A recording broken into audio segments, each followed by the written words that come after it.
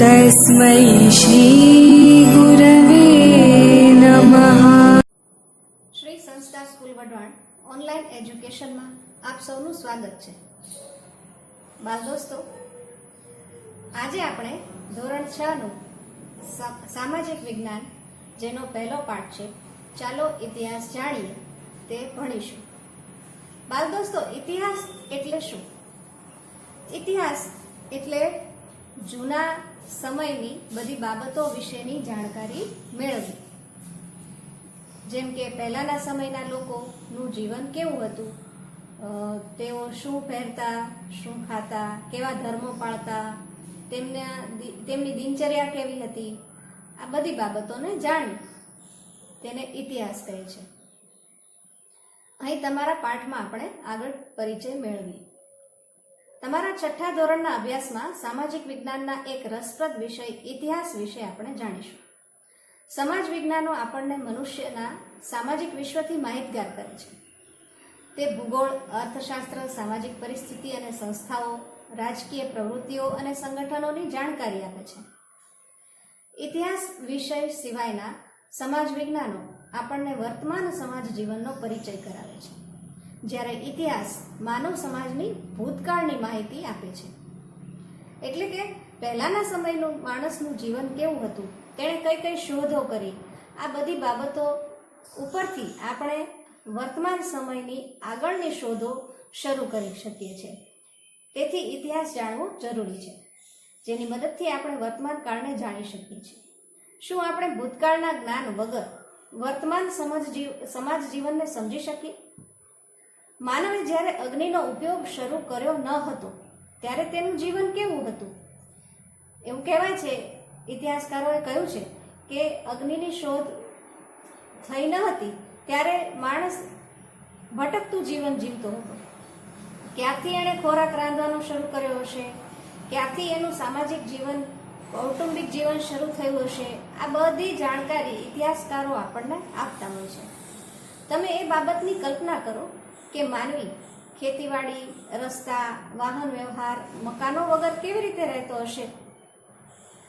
ઇતિહાસ આપણને માનવ જીવનના આવા વિવિધ રસપ્રદ પાસાઓ વિશે જાણકારી આપે છે। ઇતિહાસ આપણને ભૂતકાળના જુદા જ જીવનની સફર કરાવે છે। એક યુગમાંથી બીજા અને બીજામાંથી ત્રીજા એમ અનેક યુગોના માનવ જીવનના રીત રિવાજો, માન્યતાઓ, તેમના ખોરાક અને પોશાક વિશેની માહિતી આપે છે। જાણે કે આપણે કોઈ જુદા જ વિશ્વમાં વિહરતા હોઈએ એટલે કે ફરતા હોઈએ। આપણે ભૂતકાળના માનવ સમાજનું અધ્યયન શા માટે કરવું જોઈએ એવો વિચાર તમને આવતો હશે। ઇતિહાસ માત્ર ભૂતકાળની જ બાબતો સાથે સંકળાયેલો નથી, તે વર્તમાન કાળની વ્યવસ્થા સાથે કડીરૂપ છે। આપણા પૂર્વજો કેવા હતા, તે ક્યાં રહેતા હતા, શું ખાતા હતા, તેમના જીવનની અનેક મહત્વપૂર્ણ બાબતોની માહિતી આપી ઇતિહાસ આપણને માનવીના જીવનમાં આવેલા પરિવર્તનોથી માહિતગાર કરે છે। બાળકો, તમે તમારા ઘરમાં જૂના ફોટાઓ જોયા હશે, તેમાં તમે તમારા દાદા દાદીના પહેરવેશ જોયા હશે। આજના સમયથી થોડા જુદા પડતા પણ હશે। તમારી પાસે સિક્કાઓ, જો તમારા દાદા દાદીને પૂછી જોજો, જો હોય તો શોધજો। જૂના પુસ્તકો શોધજો। તમારા ઘરની અંદર જેટલી જૂની ચીજો હોય તે શોધી અને તેમના વિશેની માહિતી તમારા દાદા દાદીને પૂછજો। જૂના પુસ્તકો જો મળી આવે તો તેના પર તેની કિંમત લખેલી હશે, તે વાંચજો। આ બધું તમને ઇતિહાસ જાણવાના સ્ત્રોત તરીકે મદદરૂપ થઈ શકે। જુઓ, અહીં પુરાતત્વવિદો કે ઇતિહાસકારો પણ આવું જ કંઈક કામ કરતા હોય છે। તેમને આ બધી માહિતી ક્યાંથી મળે છે એ વિશે આગળ તમને સમજાવે છે। ઇતિહાસ જાણવાના સાધનો કે સ્ત્રોત એટલે કે એવી બાબતો કે જેના દ્વારા આપણને પુરાણા સમયની બધી માહિતીઓ મળે। જુઓ, ચિંતને વર્તમાન પત્રમાં વાંચ્યું, ગુજરાતના કચ્છમાં 4000 વર્ષ જૂનું શહેર મળી આવ્યું। તેને આશ્ચર્ય થયું, આપણે કેવી રીતે જાણી શકીએ કે આ શહેર 4000 વર્ષો જેટલું જૂનું છે? તે કોણે અને કેવી રીતે બાંધ્યું હશે? ત્યાંના લોકો કેવો ખોરાક ખાતા હશે, કેવા કપડાં પહેરતા હશે,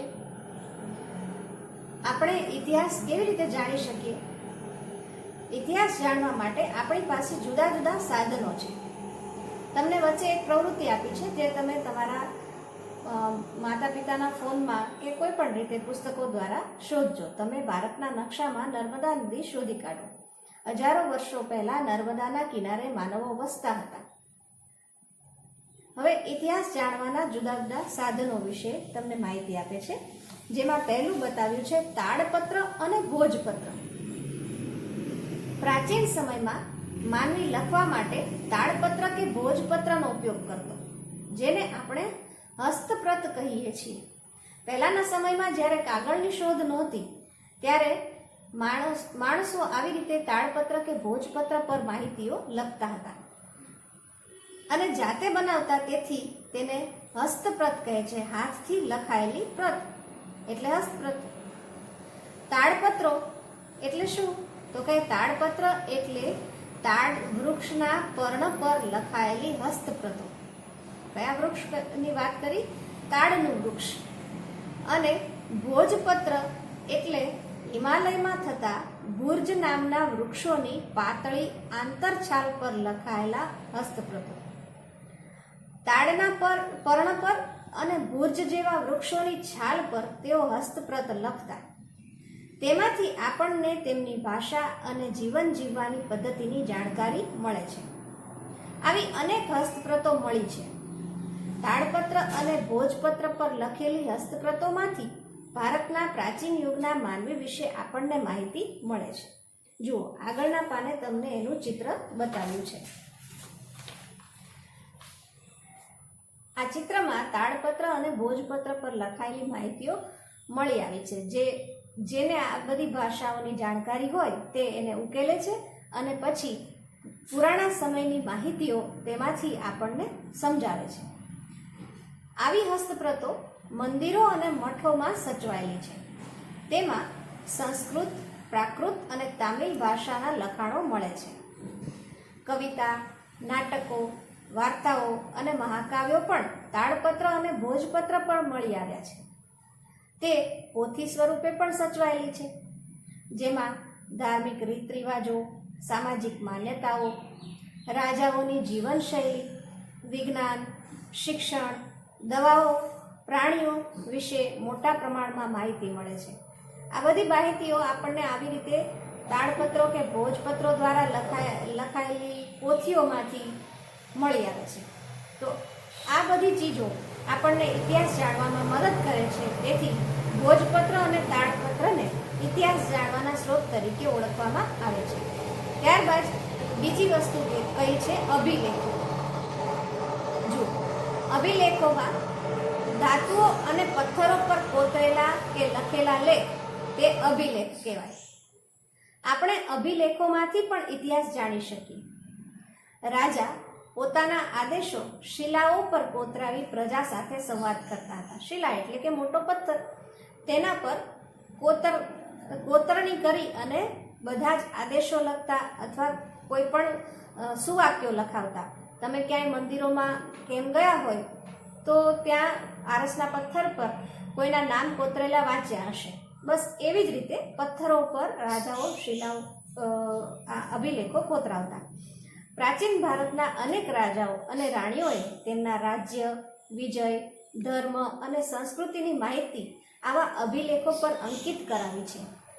આવા શિલાલેખો અને અભિલેખો પર લખાયેલા લખાણો લાંબા સમય સુધી ટકી રહ્યા છે. અશોકના શિલાલેખો ખૂબ જ જાણીતા છે. બાળ દોસ્તો, અહીં તમને જૂનાગઢમાં આવેલો અશોકનો શિલાલેખ બતાવ્યો છે, જેમાં અશોકે આપેલા કેટલાક સૂત્રો કોતરાયેલા છે. પછી છે તામ્રપત્રો. તાંબાના પતરા પર કોતરીને લખવામાં આવતું લખાણ એટલે તામ્રપત્ર. અનેક રાજાઓએ પોતાના વહીવટી તંત્ર અને દાનની માહિતી તામ્રપત્રો ઉપર પણ કોતરાવી છે. જ્યારે ધાતુનો ઉપયોગ શરૂ થયો હશે ત્યારથી તેમણે તાંબાના પતરા પર તામ્રપત્રો કોતરાવાના શરૂ કર્યા હશે, જેથી એ લાંબા સમય સુધી સચવાઈ રહે. ગુજરાતમાં આવા તામ્રપત્રો મોટી સંખ્યામાં મળી આવ્યા છે, જેમાંથી રાજાના નામ, તેના ધર્મ, વહીવટી તંત્ર અને દાન ધર્મની વિગતો મળે છે. કોઈ રાજાનો કયો ધર્મ હતો, તેના વહીવટના શા કાયદા હતા, કેવા કેવા દાન કર્યા છે, એ બધી વિગતો આપણને આવા તામ્રપત્રો પરથી મળી આવે છે. આવા તામ્રપત્રો શ્રી હેમચંદ્રાચાર્ય જૈન જ્ઞાન મંદિર પાટણ, જે ઉત્તર ગુજરાતમાં છે, LD institute of Indology Navrangpura, જે અમદાવાદમાં છે, ભોજે અધ્યયન અને સંશોધન વિદ્યાભવન અમદાવાદ, શ્રી મહાવીર જૈન આરાધના કેન્દ્ર કોબા, જે ગાંધીનગરમાં છે, ત્યાં સચવાયેલા છે. ક્યારેક તમે ત્યાં જાઓ તો આ બધી બાબતો જોજો. પછી સિક્કા, જે પણ ઇતિહાસ જાણવા માટેનો મહત્વનો સ્ત્રોત બને છે. બાળકો, તમારા ઘરમાં ક્યાંક જૂના સિક્કા પડ્યા હોય તે જોજો અને એની છાપ પર ધ્યાન આપજો. સિક્કા પણ ઇતિહાસ જાણવાનું અગત્યનું સાધન છે. સિક્કા પર રાજાનું નામ, તેના ધર્મ, સંસ્કૃતિ તથા તેના સમય વગેરેની માહિતી મળે છે. ભારતમાં ઈસવીસન પૂર્વે 5મી સદીના પંચમાર્ક સિક્કા મળી આવ્યા છે, જે સૌથી જૂના સિક્કા છે. આ સિવાય ગ્રીક રાજાઓ, મૌર્યકાળ અને ગુપ્ત યુગના અનેક સોના, ચાંદી, તાંબાના સિક્કા, આ બધી ધાતુઓ જ્યારથી ઉપલબ્ધ થઈ હશે ત્યારથી તેનો ઉપયોગ જુદી જુદી રીતે થયો હશે અને સિક્કામાં પણ પછી એનો ઉપયોગ થયો અને સિક્કામાંથી પછી ચલણ શરૂ થયું હશે, જે તે રાજ્યની સામાજિક, ધાર્મિક, આર્થિક અને રાજકીય માહિતી આપે છે. તમને પછીના પાને ચિત્ર આપ્યું છે, તેમાં તમે જુદા જુદા સિક્કાઓમાં આપેલી છાપ જુઓ.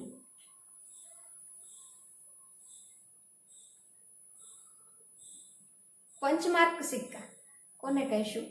જો, ધાતુના ટુકડાઓને છાપ ઉપસાવવા બીબામાં મૂકી દબાણ આપી બનાવાતા સિક્કા પંચમાર્ક સિક્કા તરીકે ઓળખાય છે. આ બધા પંચમાર્ક સિક્કા છે. એમાં ગોળ આકાર આપેલો નથી, એ ધાતુનો ટુકડો જ છે. હવે આ બધી શોધખોળ કરનાર વ્યક્તિઓને આપણે શું કહીશું? તે આમ તો ઇતિહાસના અભ્યાસીઓ કહેવાશે, પરંતુ અહીં 3 પ્રકારો આપ્યા છે. એક છે પુરાતત્વ શાસ્ત્રીઓ, બીજું છે ઇતિહાસકારો અને ત્રીજા છે પ્રવાસીઓ. આ 3 પ્રકારના અભ્યાસીઓ દ્વારા આપણને ઇતિહાસ જાણવાનો લાભ મળે છે. માનવ સમાજનો ભૂતકાળ જાણવા આપણને પુરાતત્વ શાસ્ત્રીઓ, જેને અંગ્રેજીમાં આર્કિયોલોજિસ્ટ કહેવાય છે, તે સંશોધન કરીને માહિતી આપે છે. તેઓ પ્રાચીન સ્થળો પર જઈ ઉત્ખનન કરીને મકાનો, સિક્કા, ઈંટો, પથ્થરો, ઓજારો, ખોરાકના નમૂના, મનુષ્યો અને પ્રાણીઓના હાડકાં વગેરે શોધીને તેનો અભ્યાસ કરી તે સમયના માનવોની સંસ્કૃતિથી આપણને અવગત કરાવે છે. જો અહીં કહ્યું ઉત્ખનન. ઉત્ખનન એટલે શું? જમીનની અંદર પુરાતન સ્થળો જ્યાં હશે એવું માનવામાં આવે તે જગ્યાએ જાય અને જમીનની અંદરથી ખોદકામ કરી અને આ બધી ચીજો શોધે. તેના પરથી અનુમાન લગાવે કે આ બધી ચીજો કયા સમયની હશે, પહેલાના સમયના મનુષ્યો કેવા હશે, પ્રાણીઓ કેવા હશે, આ બધી ચીજોનો અભ્યાસ કરતા અને પછી આપણને એના વિશે જાણકારી આપે છે. પ્રાચીન કાળથી મનુષ્ય એક જગ્યાએથી બીજી જગ્યાએ પ્રવાસ કરતો રહ્યો છે. ઘણા પ્રવાસીઓ બીજા દેશોમાં જઈને ત્યાંના જીવનની નોંધ પણ કરતા હતા.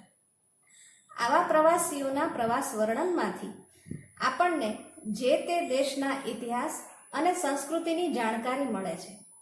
તેમાં મેગેસ્થનીસ, પ્લિની, ફાહિયાન, યુએનશાંગ જેવા મુસાફરોનો સમાવેશ થાય છે. આ બધા મુસાફરો પરદેશથી આપણા દેશની જાણકારી લેવા અથવા તો દેશમાં પ્રવર્તેલા ધર્મ અને સંસ્કૃતિની જાણકારી મેળવવા માટે અહીં આવ્યા હતા એવું કહેવાય છે. અને અહીં આવ્યા પછી તેમણે પોતાની ડાયરીઓ લખી, જેના દ્વારા આપણને આપણા જ દેશના જૂના જમાનાની ઘણી બધી બાબતો વિશેની માહિતી મળે છે. એવું કહેવાય છે કે યુએનશાંગ જેવા મુસાફરો તો અહીંયાની વિદ્યાપીઠોમાં ભણ્યા પણ હતા અને લગભગ 15 વર્ષ જેવું યુએનશાંગ આપણા દેશમાં રહ્યા હતા, સમ્રાટ હર્ષવર્ધનના સમયમાં. તમે ગૂગલ પર કે કોઈ પણ રીતે આ બધા જ મુસાફરો વિશેની જાણકારી મેળવજો. પુરાતત્વ શાસ્ત્રીઓ અને ઇતિહાસકારોના સંશોધનોથી આપણને ઉત્તર પશ્ચિમ ભારતમાં સિંધુ નદીના કિનારે પાંગરેલી મહાન સભ્યતાના દર્શન થાય છે. ભારતમાં આજથી 4500 વર્ષ પહેલા અનેક શહેરો અસ્તિત્વમાં હતા. એ જ રીતે ગંગા નદીની આસપાસના ક્ષેત્રોમાંથી આજથી 2500 વર્ષ પહેલા ઘણા બધા શહેરોનો વિકાસ થયો હતો તે પણ જાણી શકાય છે. પુરાતત્વ શાસ્ત્રીઓ શું કરે છે, એ આગળ ફકરામાં આવી ગયું કે એ જમીનમાંથી કોઈ ચીજો મળી આવી હોય તેનો અભ્યાસ કરે છે, અને ઇતિહાસકારો જુદા જુદા પુરાતત્વ શાસ્ત્રીઓએ કરેલા સંશોધનો અને પુસ્તકો વગેરેમાંથી જાણકારી મેળવીને આપણને ઇતિહાસની કડીઓને મેળવી આપે છે. આ બધા સાધનોથી તે સમયના માનવના રીત રિવાજો, ખોરાક પોશાક અને ટેકનોલોજી તથા સંસ્કૃતિની માહિતી મળે છે. ભારતના અનેક શહેરો અને ગામડાઓ શોધી તેમણે આપણને કપાસ, જવ, ઘઉં ઉપરાંત તે સમયના પ્રાણીઓની માહિતી આપી છે. ઇતિહાસકારો ભૂતકાળનું અધ્યયન કરનારા મહત્વના વિદ્વાનો છે. તેઓ મળી આવેલા સાધનોનું વર્ગીકરણ કરે છે, સંશોધન કરે છે, હસ્તપ્રતો, દસ્તાવેજો, અભિલેખોમાંથી માહિતી એકત્રિત કરે છે અને પછી યોગ્ય રીતે તેનું આલેખન કરે છે. જુઓ, જુદી જુદી વસ્તુઓ જે મળી આવે તેના વિશે જાણકારી જુદી જુદી બાબતોમાંથી મેળવે છે અને અનેક જગ્યાએથી મળી આવેલી હસ્તપ્રતો કે કોઈ પણ લખાણ, અભિલેખ હોય કે તામ્રપત્રો હોય, એ બધી જ માહિતી એકત્રિત કરી અને પછી તેમાંથી કોઈ તારણ કાઢે અને આપણને દરેક કડીને જોડીને આપણી સામે માહિતી મૂકે છે. આમ પુરાતત્વ શાસ્ત્રી અને ઇતિહાસકારો ભૂતકાળને આપણી સમક્ષ જીવંત કરે છે. હવે ભૂમિનું નામ. આપણે આપણા દેશને બે નામોથી ઓળખીએ છીએ, ઇન્ડિયા અને ભારત.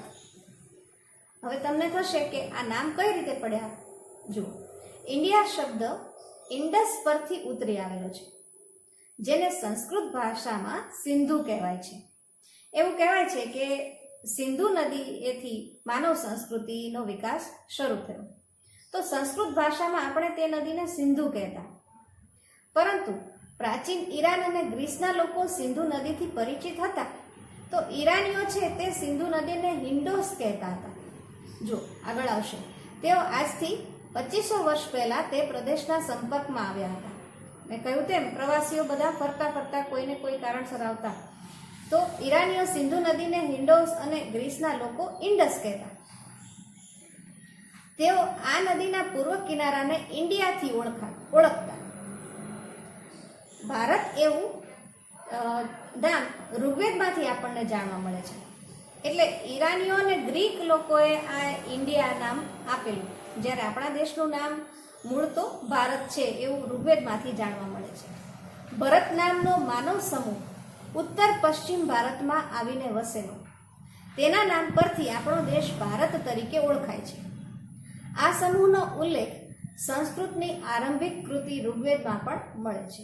ઋગ્વેદમાં આ બાબતો જણાય છે કે આપણા દેશનું નામ ભારત પહેલેથી જ છે, પરંતુ સિંધુ નદીના કિનારે પાંગરેલી સંસ્કૃતિને લીધે અને ઉચ્ચાર ભેદના લીધે એ સિંધુમાંથી હિન્ડોસ અને ઇન્ડિયા બનતું ગયું. સાલવારી. ઇતિહાસમાં સમયનું ખૂબ જ મહત્વ છે. ઘટનાઓ સમય અને સ્થાનની સાથે જ લખી શકાય છે. આપણે સમયને તારીખ, માસ અને વર્ષ સાથે સાંકળીને સમજીએ છીએ. જેમ કે 20 એ તારીખ થઈ, જુલાઈ એટલે માસ થયો, અને 2018 એ વર્ષ થયું, શુક્રવાર. આ પ્રમાણે સમયની ગોઠવણી ઈસુ ખ્રિસ્તના જન્મ સાથે સંકળાયેલી છે. ખ્રિસ્તી ધર્મના સ્થાપક ઈસુ ખ્રિસ્તના જન્મને દુનિયામાં કાળગણના સાથે જોડવામાં આવ્યો છે. આપણે ઈસવીસન એમ કહીએ છીએ, જેને અંગ્રેજીમાં એડી એટલે કે એનો ડોમિની કહેવાય છે. એનો અર્થ થાય છે કે ઈસુ ખ્રિસ્તના જન્મ પછીના વર્ષો એમ કહેવાય. દાખલા તરીકે ઈસવીસન 2000 એટલે ઈસુ ખ્રિસ્તના જન્મ પછીના 2000 વર્ષ. એ જ રીતે ઈસવીસન પૂર્વે, જેને અંગ્રેજીમાં શોર્ટ ફોર્મમાં બીસી કહીશું અને અર્થ થાય છે બિફોર ક્રાઇસ્ટ, એટલે ઈસુ ખ્રિસ્તના જન્મ પહેલા.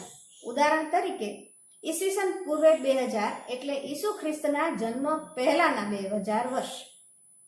ઈસવીસન પૂર્વે લખે તો પહેલાના અને માત્ર ઈસવીસન લખે તો એમના જન્મ પછીના. હવે અહીં તમે જો માની લો કે ઈસુ ખ્રિસ્તનો જન્મ આ 0 સાલમાં છે, બરાબર, તો એના પછીના 100 વર્ષ એટલે પહેલી સદી, બીજા 100 વર્ષ એટલે બીજી સદી, પછી ત્રીજા 100 વર્ષ એટલે ત્રીજી સદી, એમ લખાતું જાય છે. અને એમના જન્મ પહેલાના જે 100 વર્ષ થયા એ પહેલી સદી, એ ઈસવીસન પૂર્વેની પહેલી સદી, ઈસવીસન પૂર્વેની બીજી સદી, એમ સમય પાછળ જતો જાય છે. તો તમે જ્યારે ઇતિહાસ વિશે જાણો અને કોઈ રાજાઓનો શાસનકાળ વગેરે તમે જાણવામાં આવે ત્યારે તમે ઈસવીસન પૂર્વેને બરાબર સમજજો. જુઓ, અહીં તમને કોઈ રાજાની વાત કહી હોય અને એમ કહ્યું હોય કે તે ઈસવીસન પૂર્વે 5મી સદીમાં થઈ ગયા, તો જે તે રાજા હાલના સમયમાં આ 5 સદી ઉમેરવી પડે ત્યારે તમને કુલ સમયગાળો મળે. જેમ કે હાલના સમયમાં ધારો કે 5મી સદી ચાલી રહી છે અને કોઈ રાજાનો સમયગાળો પણ ઈસવીસન પૂર્વે 5મી સદી છે, તો કુલ કેટલા સદી થઈ? 10 સદી. તો એ રીતે તમને કાલગણના સમજાવવી પડે અથવા તો તમે સમજી શકો. ઇતિહાસમાં ઈસવીસન પૂર્વે અને ઈસને સમજાવતી સમયરેખા. આ સમયરેખા તમને કઈ રીતે સમજાવી છે જુઓ.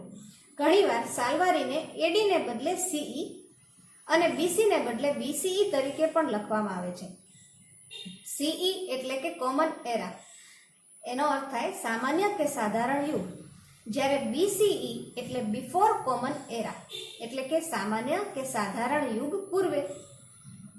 અહીં સામાન્ય કે સાધારણ યુગ અને આ સામાન્ય કે સાધારણ યુગ પહેલાનો યુગ. ખ્રિસ્તી ધર્મ વિશ્વના મોટા ભાગના રાષ્ટ્રો સાથે સંકળાયેલો હોવાથી અનેક રાષ્ટ્રોની જેમ આપણે ભારતમાં પણ આ જ સાલવારીનો પ્રયોગ કરીએ છીએ. ઘણીવાર બીપી એટલે કે બિફોર પ્રેઝન્ટ શબ્દનો પણ ઉપયોગ થાય છે. જુઓ, અહીં આટલું જાણોમાં લખ્યું છે. બીસી એટલે કે બિફોર ક્રાઇસ્ટ, એડી એટલે કે એનો ડોમિની.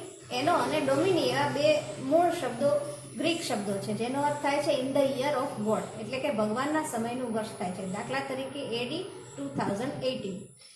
શિલાલેખ એટલે કે પથ્થર પર કોતરીને લખાયેલો લેખ. ભોજપત્ર એટલે કે ભોજ નામના વૃક્ષોની પાતળી આંતરછાલ જેના પર પ્રાચીન સમયમાં ગ્રંથો લખાતા. બાળકો, તમે અહીં બીસી અને એડી આ બધું તમે જાણ્યું. હવે તમે વિક્રમ સંવત એ શું છે એ જાણજો. તમારા માતા પિતા પાસેથી અથવા તમારા કેલેન્ડરમાં પણ જોશો તો ક્યારેક તમને વિક્રમ સંવત એવો શબ્દ મળી આવશે. એ ક્યારથી શરૂ થયો અને એનું શું મહત્વ છે તે જાણજો.